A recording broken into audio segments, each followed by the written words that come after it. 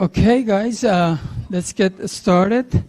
Our next speaker is Professor Spyros Chatzivasileiadis. Hopefully, I got it, a bit right.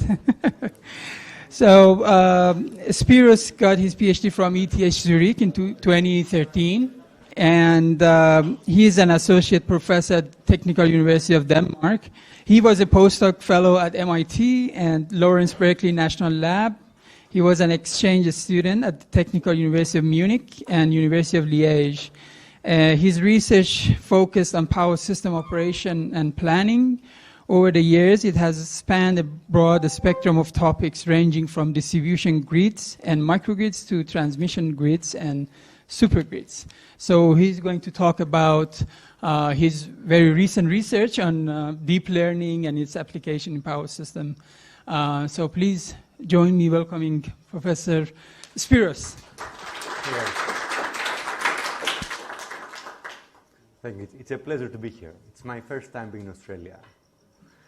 We're going to spend about 4 hours a day talking about different machine learning applications in power systems. The idea is that we're going to spend about 2.5 hours on discussing different topics, and then there's also some hands-on exercises that you can actually get your hands on some code and see what you can do with it.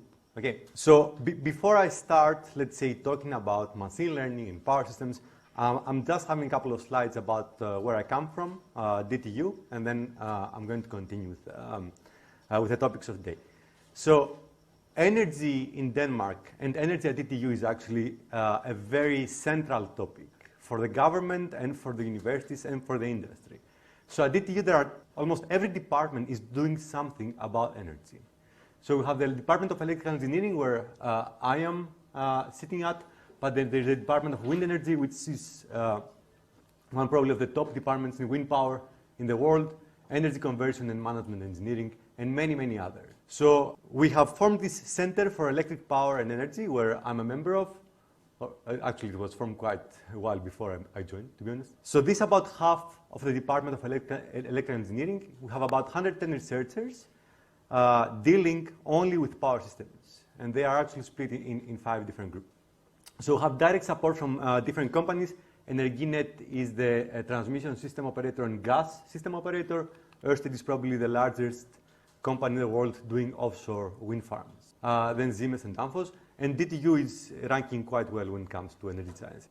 We have a lot of different collaborations with institutions and companies all around the world. And if we talk a bit about, if we see a bit about what I am working on, I'm working on machine learning for power systems, and this, as Ali said, is over the past, let's say, 2 years. But then there's a lot of activities, or we are very involved in this North Sea Wind Power Hub. Have you heard about what this is? So I have a slide about that because I think this is pretty exciting. And then there's also some work on data-driven control and flexibility markets for distribution grids. That's actually quite well aligned with the machine learning. So I have actually one slide about this, actually 2 slides. So this is what the North Sea Wind Power Hub is. Okay. Denmark decided, or actually it's on the Danish policy, so the Danish government has that as an official strategy to build an artificial island in the middle of the North Sea. So if you see, this is Europe here. Sorry for not having a bigger map.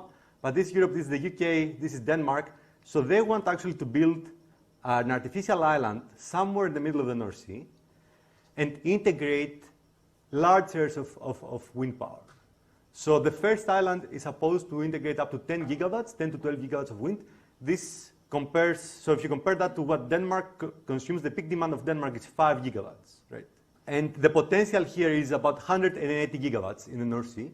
So the idea is that Denmark and the neighboring countries, so the Netherlands here, that's also very involved in this project, but also Germany, the UK, and Norway, they are all going to form a partnership and build these kind of hubs, and that's how they are going to integrate all this offshore wind The idea is that we can move to a net zero CO2 emissions by 2050, not only for Denmark, but the whole of Europe. For Denmark, they want to move to 70% reduced emissions from 1990 levels by 2030, and then move to net zero by 20. This, by the way, is an artist's impression. I don't expect there to be a pond, okay? And it's also still questionable if it's going to be a landfill, so this is a real artificial island, or if it's going to be some floating platform. But there are a lot of challenges that have to do with that. This is my last slide. From the electrical engineering point of view, I don't know how many of you have this power system engineering, this probably is going to be the first truly zero inertia AC power system. Okay? We're talking about an AC ring on that island. We're going to have wind farms connected through AC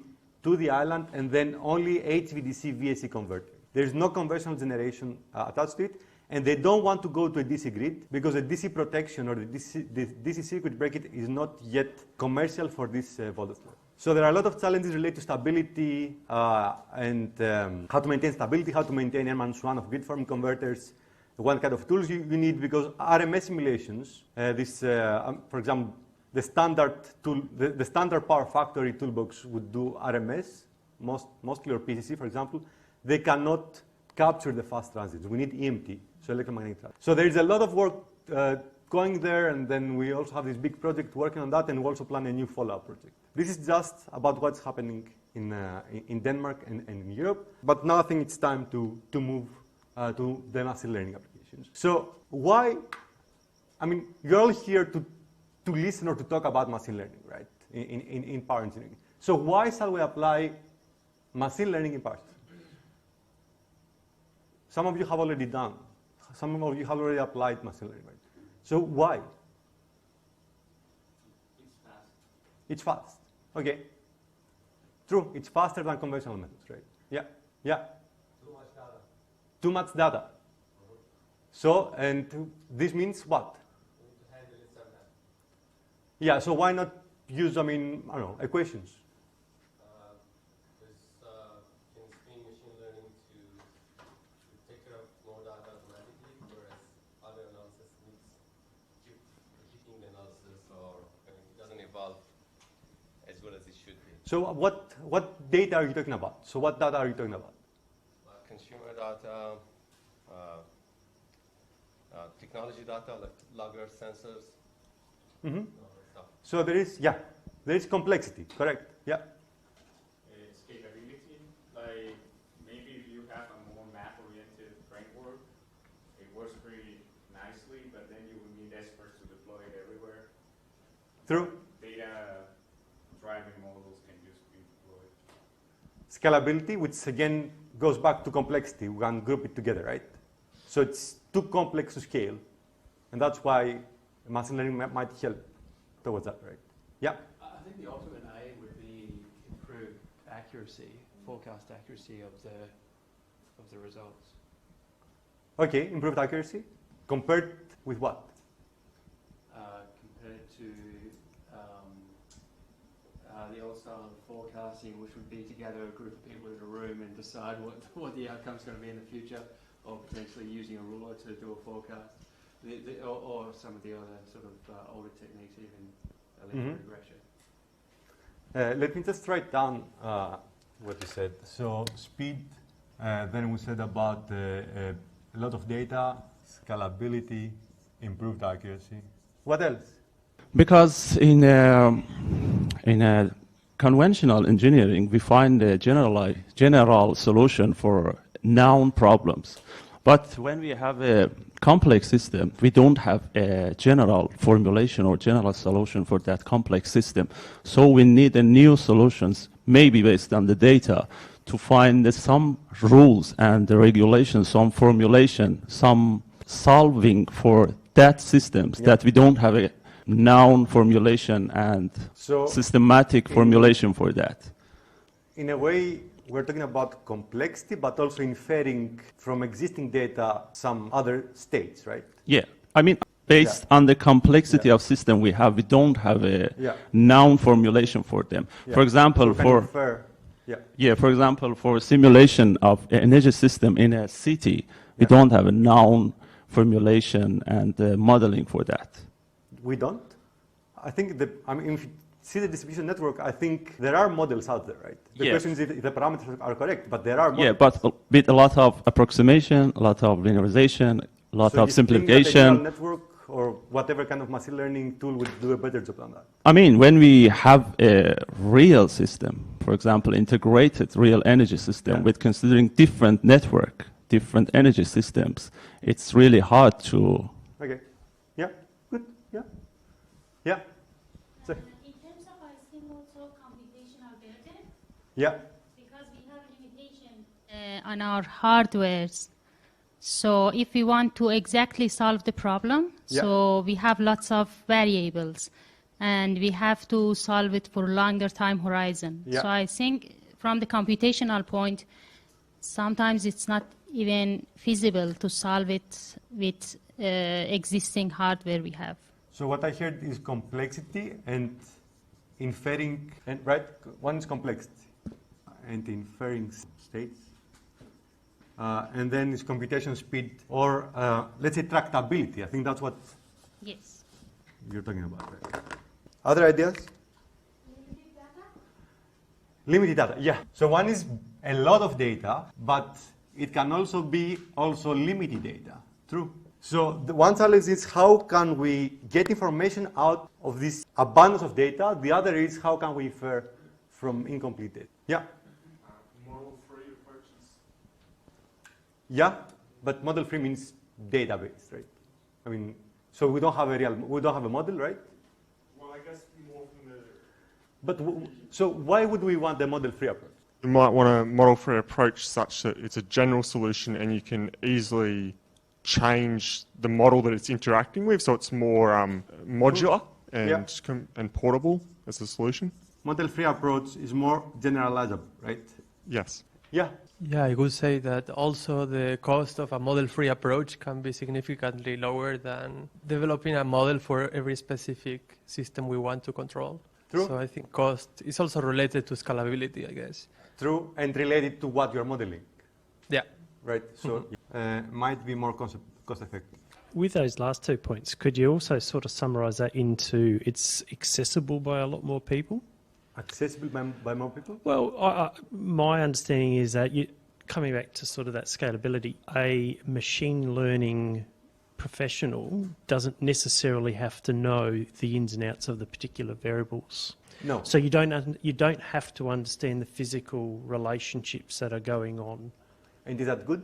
Well, I think it depends, like all answers. Like always. Yeah. Like all answers. If you want to have an understanding of what's going on, well then no.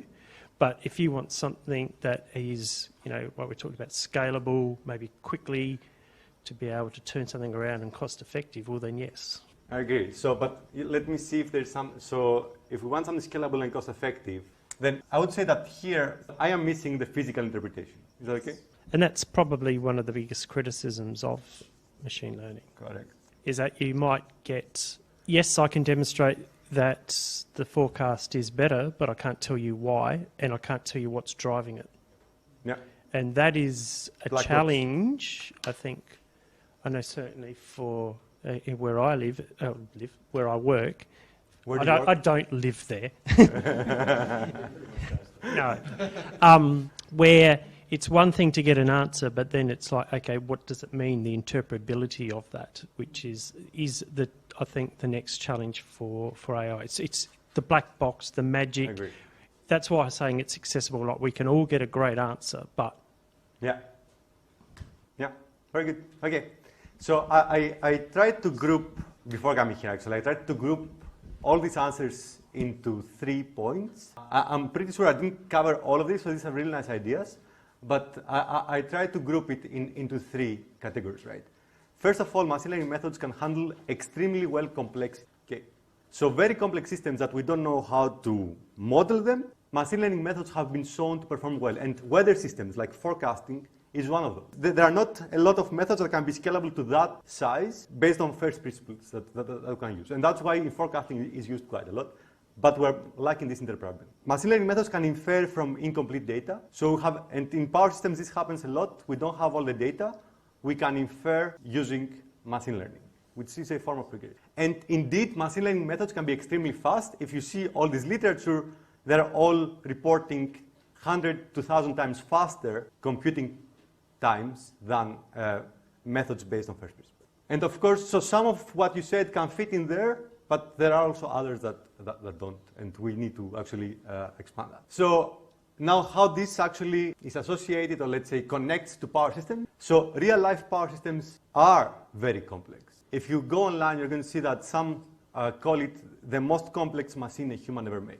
So we're talking about tens of thousands of variables. So machine learning methods can apply well in such complex systems. They can infer from incomplete data. We discussed about this. It's computationally impossible to check for all operating conditions. I mean, also Ian was talking about scenarios. It's impossible to check about all possible contingencies, all possible uncertainties, and things get worse and worse every year compared to the past.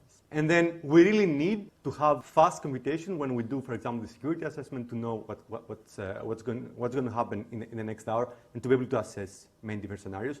So computing speed is an element here, not only in the transmission grid, but also if you think about all the PVs and batteries, we need to take decisions fast. But as we said, power systems, first of all, are safety critical systems.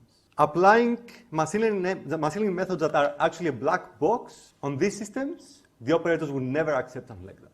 And the second motivation is, so first of all is we cannot interpret them. So, and the second is that, I mean, we have spent almost 100 years, if you think about it, developing good models for power systems. Why should we not just keep using these models? The machine learning methods, they are just data-driven approaches. They have no connection with what happens in the physical world, right? So if your data are not good enough, you are doomed. So this actually, do you think, these are actually major barriers, right? For me, this lecture would just stop here. There's no way we're going to actually get power systems to have neural networks or any kind of machine learning method. Any comments? Coming from the classical perspective, all this physical knowledge is there. We don't need to relearn that. So that can be a layer on top of which, in the end, is a nonlinear function identification problem. And so there's nothing is there, classical or non-classical, to give us the full answer for all the problems. So we try the best we can by combining all we got. So I agree. Yeah. And actually, we're going to talk a bit about that today. Any other comments? I'm a bit, let's say, I might be exaggerating a bit, but I want to make a point here, okay? And my point is the following, because we see, also Ian said about that, we see a lot of papers going and applying machine learning methods on power systems, or let's say power systems related issues or problems, and often the motivation is missing. So we don't do machine learning just because it's trendy, okay? That's one of the main messages and the first takeaway point from this lecture. So if you want to apply machine learning methods, think about why should you do that? And why is this better than any other method that already exists? I mean, researchers and engineers have spent 100 years developing good models. And this is one of the major criticisms that we're going to get. So if you want to go with machine learning, think why you should do that before going about it. Okay? I mean, definitely you can try and experiment and things like that. And of course, there are good reasons why you should go. But first, think why.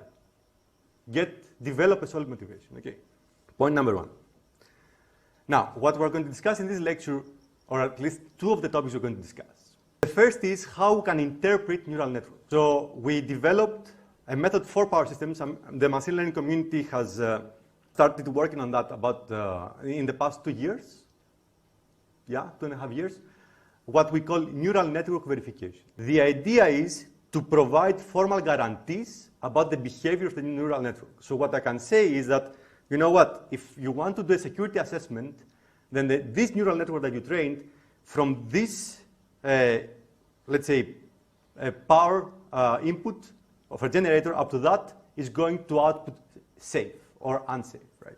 We're able to interpret what the neural network does. If we cannot provide these guarantees to an operator, neural networks will never find application to safety critical operations. And forecasting is okay because there's nothing else we can do, to be honest. Or that's at least my take. But for many others, we have a lot of models and a lot of other methods we can do that actually provide this interpretability that we're missing from neural networks. So the neural network verification is here to help us turn this black box into something we can understand. At least we can trust. So we're going to talk about this. And the second is what we call physics-informed neural networks. This is also a very recent development in the machine learning community. We have actually 2 manuscripts submitted for each of these topics. And we're going to discuss about how this applies on power systems. And the idea is indeed, as we said, to get the physical models and exploit this knowledge and put it into the neural network training. Okay. So by the end of these lectures, we are going to have discussed about these 2. But of course, these are going to be the 2 last topics. Okay. Good.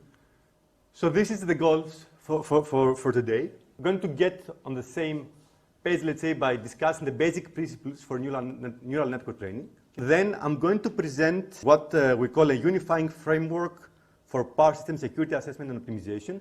The idea is to capture constraints that are based, for example, on differential equations through machine learning methods like decision trees or neural networks, and convert this information to an optimization problem with an exact transformation. Okay?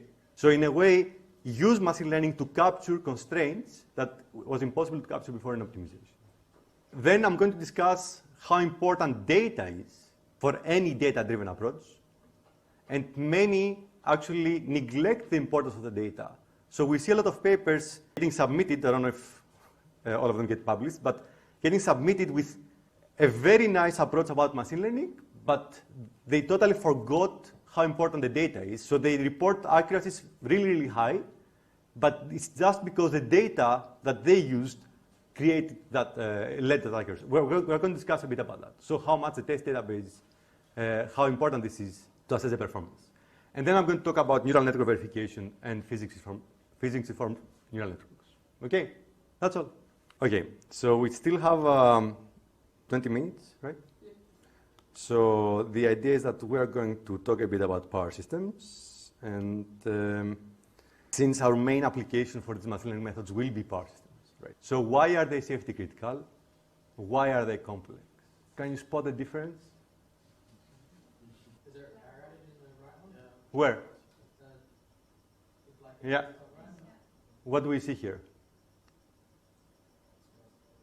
There's more density on the right. Yeah. No, you're right. You're right. But where can you recognize the area of the world where this is? Yeah. This is the Northeast blackout, again, the 14th of August 2003. It affected 55 million people, right? There were people, I don't know, maybe Ian has already experienced. You were there? No, you're not there yet, right? I was living in Wisconsin. We still had fair. Yeah.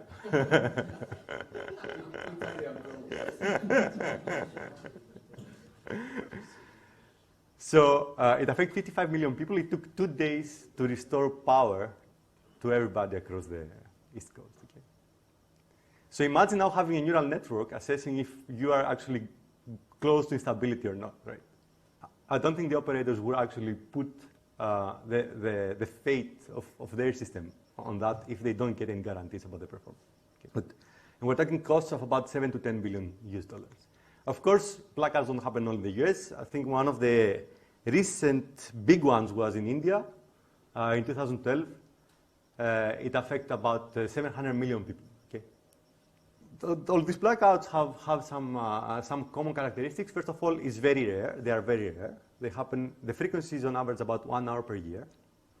Okay, but there was a study in the US by Joeto in 2005 that they assessed that the cost of power interruptions per year in the US is in the range of $80 billion, plus minus a relatively wide range.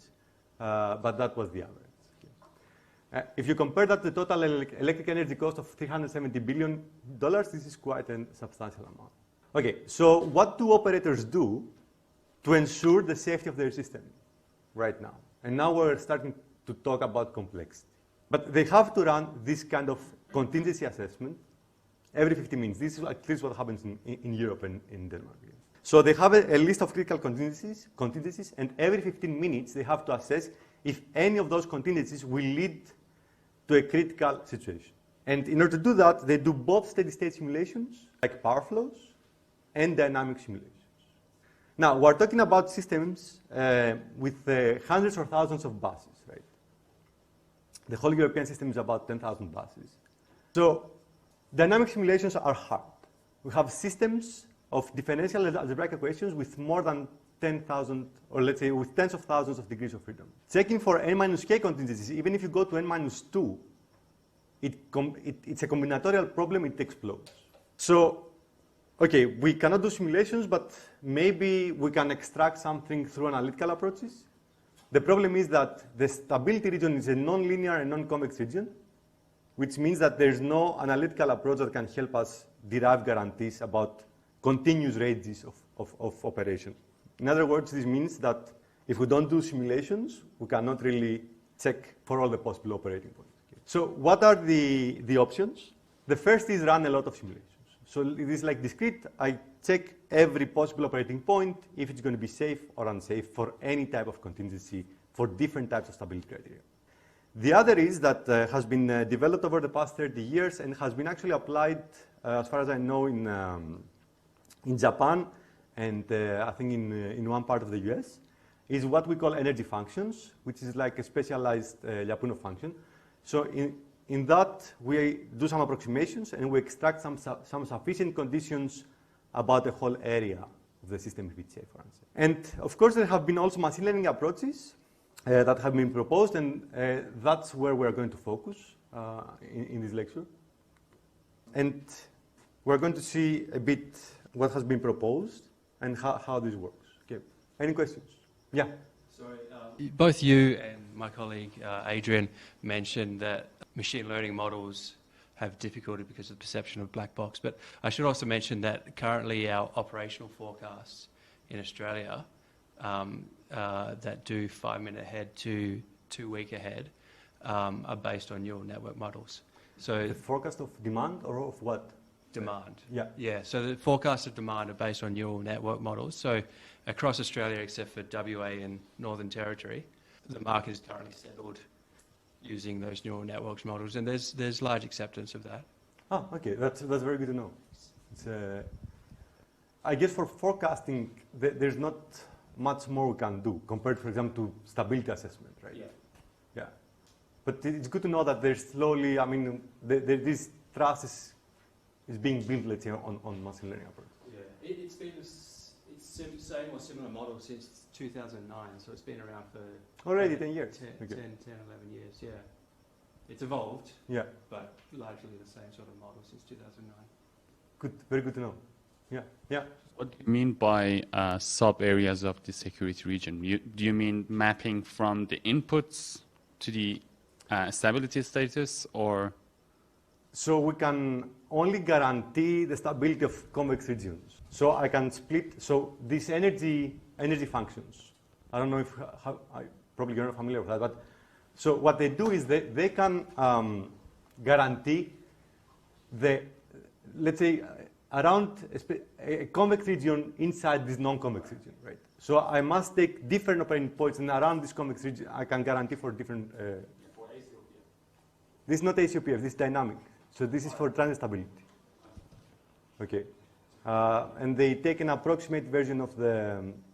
So kind of, they take actually a swing equation, and through that you can extract a Lyapunov function that guarantees stability of the system, of the dynamic system. Motion of equation. Yes, yes, yes. So it's for dynamics, okay. And I'm sure that Ian can tell us much more about that. Okay, so this part is over. Coming up, power system security assessment. So we first need to understand a bit the problem, okay? And then we're going into how we use machine learning. So the power system security assessment is actually quite complex as it has many different layers. The first is the feasible region, and this is it's the power flow or the optimal power flow, okay? So this region is where no voltage violations happen, no line flow violations happen, and no power demand or generation constraints are violated.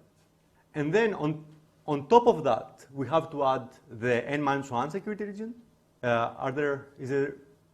Is everybody familiar with N-1 or is somebody that is not? Shall I say what N-1 is? Please don't. Shall I say that? Yeah. So N-1 is a security criterion that it has been is actually established in power systems over the past 30 to 50 years. As N-1, I think it was first called in the 1970s. What this means is that my system should be secure, or let's say stable, even if one component is out. right? So imagine that, for example, I am operating my system and then a line is out. The resulting power flows should not violate any component limits. If a transform is out, again, should not violate any component limits. Okay? And in that way, actually, we make sure that even if something happens, which the probability for something to happen is, let's say, at a certain level, I don't know how much, but every system is different, then even if this happens, then my system will be intact. Okay? If two things happen, this is the n minus 2, right? Which the probability is much lower to have at the same time two contingencies, right? So n minus 1 is something that all power systems, in one or the other way, they ensure that they operate under. Clear? Okay. So obviously, if we add the n minus 1 security criterion, this stable or feasible space is smaller because maybe half of my points, or sometimes many more than that, they are going to violate a limit if a component is out. Okay? So we have a smaller region. And then we have a different region if we enforce stability limits, because power systems are not only static, they are actually dynamical systems, right? So we have to make sure that our operating point is actually a stable equilibrium. So what we do at the end, we actually take the intersection of all these stability and security criteria, and this is the true safe region of the power system operation. And the question is, of course, how can actually estimate this, and how can we assess that different operating points are safe or unsafe? So this is a list of all possible security and stability criteria. Actually, this is for stability, to be honest. So we have different types of instabilities, and of course we also have the steady-state security. The operators must make sure that the system is secure against all of those. Okay, so it's quite or very complex to make sure that this happens, and that's why there is this complaint that operators operate their system in a very conservative way, so in a very, very small region of the true safe region, and the reason is that it's impossible to check for all possible operating points. So they prefer to be conservative than risk blackout.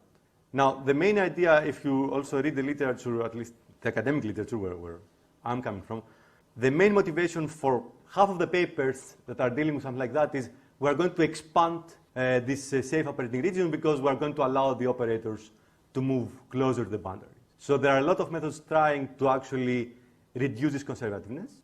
How many of those are really actually implemented in reality is a different question. Okay, machine learning methods. Ian also mentioned Louis Wenkel. Louis Wenkel is the first that proposed decision trees for power system security assessment in the 90s. And actually this worked very well. And it has also been implemented in reality in some regions. So neural networks, for example, they haven't found application in security assessment. How come decision trees found an application there? Because they're interpreting what's going on. It's easier to understand what's going on. So for the operator, it's easier to see, because what a decision tree is a statement with a true or false. Is this line flow over this value? Then do that. So if you have small decision trees, I can understand what's going on, and I can make sure that this makes sense to me or not, right? And there's a lot of recent work in interpretable decision trees, where we apply optimization to make decision trees interpretable or understandable, which means that we have to make them smaller or use different classification. Interpretability is something that is one of the four, let's say, characteristics that machine learning methods will have, and it is attracting a lot of attention over the past years, and I think rightly so. And then the title of my lecture, I think it was also deep learning, but to be honest, deep learning is just like machine learning but deep, right? Which means that, I mean, if it's neural networks, we're just going to have more and more layers and more nodes. Actually, it's mostly about more layers. If we are going about reinforcement learning, then I don't know, we'll have these huge structures. But if you know the basics, then you can apply the same thing for deep learning. But my focus here is to get the basic intuition and what are the strengths and where are the opportunities to improve. Okay, good. Questions? Good. Then I think I'm done with this part as well. Okay, let's discuss about this now. Maybe you already seen the preview, but yeah. So a very short overview for machine learning application. So if I want to get a decision tree or a neural network applied on any application, what do I need? And while you're thinking, this is also a Danish branch kind of list of ingredients, which to be honest is not that Danish, but apparently people think that this is traditional Danish. So what do I need? What are the ingredients? Data, yes. What kind of data? Yeah. So let's be a bit more specific. Why do I need data for? You need data to understand what are your issues, to learn the behavior, to... You need data to train, correct? Yes, so you need data for making decisions, to know where you will reach points that you will force you to make decisions. So you need the state of your system. So you need to learn, but you also need to identify where your system is at. Absolutely, but I want to train a neural network, right? So what, I don't know. I'm not a neural network expert, but I imagine, well, it's a way of fitting some representation of reality. So you will need data in order to make your system represent reality in some satisfactory way. You need to gain confidence in your system, so you will need data to validate what your system is learning and give you confidence, right? Good. I think we have two of the three ingredients, because I'm going to rephrase that a bit. One is for training, the other is you said to validate, or what in the ML community they call it testing, right? Okay. So we need data to train and data to test or validate the performance of and our data algorithm. to operate. To operate what? Well, once I go into your application, absolutely, yes. You will need to know what to do when something's happening to the system. So you need, but that's not training your system. So who's going to decide what you're going to do in your system? Well, depends if you are going to let depends how the decision is done, I imagine. I'm not sure whether the decision is done automatically by the engine that you create, or that engine will provide recommendations that then will be made by someone else. True. Okay. I mean, if you apply that in reality, probably it's going to be a decision support tool and not the tool that will really take the decision, probably, depending, of course, on the type of application. But true that we need somebody to take decisions.